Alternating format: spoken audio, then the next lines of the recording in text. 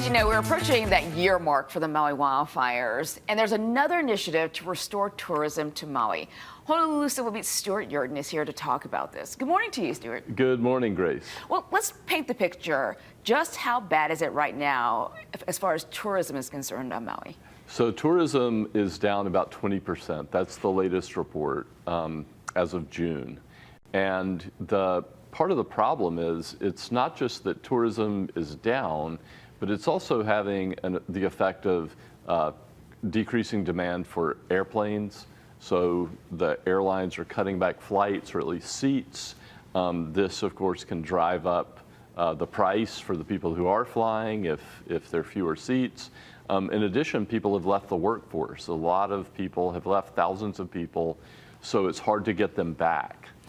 Yeah, there's just a huge challenge right now, I think, really in Hawaii, but especially for Maui, that the cost of living is making it difficult for many of these people. Exactly. So the cost of living is so high that it's very hard to get people to work, especially to come back into the tourism industry. One of the things that we're hearing about is some hotels have even talked about outsourcing some of their services like housekeeping.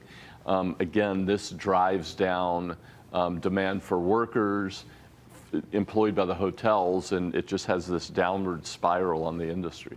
Okay, this also happens not just to the big industries, the hotels, the airlines. This affects even the small business owners. Right, it has a trickle-down effect. So we talked to one person, a small business owner. She's got 4 employees. They make health and beauty products. Yeah. And her business now is down about 25%, and it's very hard. You know, she's avoided laying anybody off, but it's really, really hard. I found it interesting that you pointed out To Be Organics is the name of the company. Yes. That they actually initially cut kind of a boost, right? Yes. So they got a boost after the fires into the holiday season. They did really well.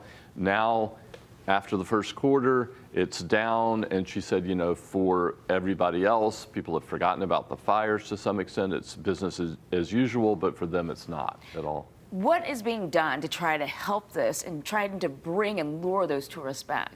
Yes, good question. So 2 things. One, there's an initiative to try to bring people back from Southern California. It's one of the biggest markets for Maui, and the idea is to get people back, focus on Southern California, social media, other types of marketing, and get the flow of people back from there. The idea is that it'll also drive demand for air seats, and the airlines will start putting more planes on those routes, bigger planes on those routes, and that will then help create a gateway from parts farther east. So that's one. Mm-hmm.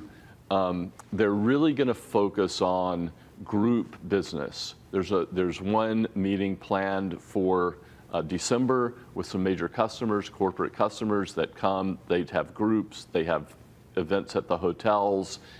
That's one thing. 2, in August, there'll be a big group of meeting and incentive planners who come.